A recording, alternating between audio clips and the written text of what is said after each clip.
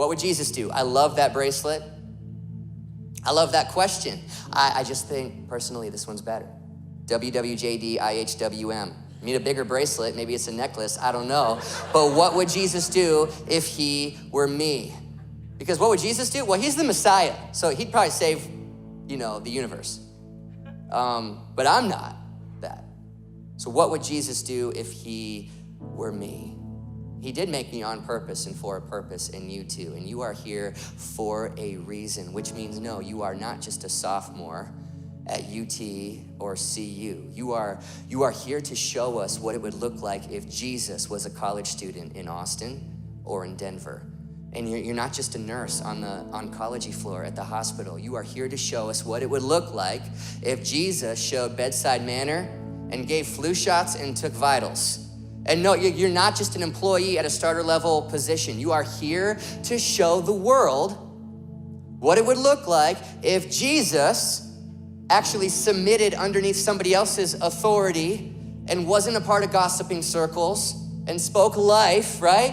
You are here to do what Jesus would do if he were you. No, you're not just in the twilight season of your life. You're here to show us what it would look like if Jesus were a retired guy who absolutely played a ton of golf, but also built the church and gave and mentored and discipled and served. What would he do if he were you? And I'm supposed to say this is for somebody, because I think Rich the young ruler grew up in a home and comes from a lineage that values proving and earning and succeeding over love, purpose, and meaning.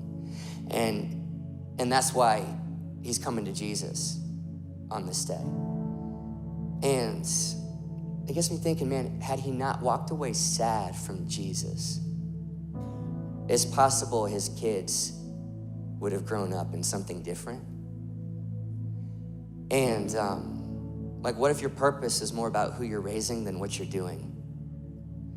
Possibly the greatest thing, the bravest thing, the coolest thing a human can do is give their kids something that they never had while growing up. Like, you had to go somewhere else for love and support, but your kids won't. You had to go succeed and prove to the world, to prove to yourself that you have value and you're worth something, but your son won't. You had to go to guys to feel beautiful and valued, but your daughter won't. You inherited a generational curse of divorce or alcohol or apathy or anger, but your kids won't, because that curse ended with you, because you were the start of something new. You began a new lineage. What would Jesus do if he were you? That, like you, I have been given something to do that shows the world who God is. And the more you figure that out, I'll say it this way, the more you discover that, you discover your purpose, start waking up with a little bit of extra energy, that why that makes you cry, that why that's not just about the here and now, but using the here and now. It starts to blend between now and heaven forever one day, where what you do here, to quote Maximus from Gladiator, begins to echo into eternity, because I'm caught up in a greater story than myself. And sometimes purpose speaks to careers, but 90% of the time it speaks to being a leader, and what kind of man or what kind of woman or what kind of son or what kind of daughter or what kind of student or what kind of employee or what kind of boss, what kind of, you fill in the blank, you are becoming today. And the reason I so much better, like, who am I becoming today?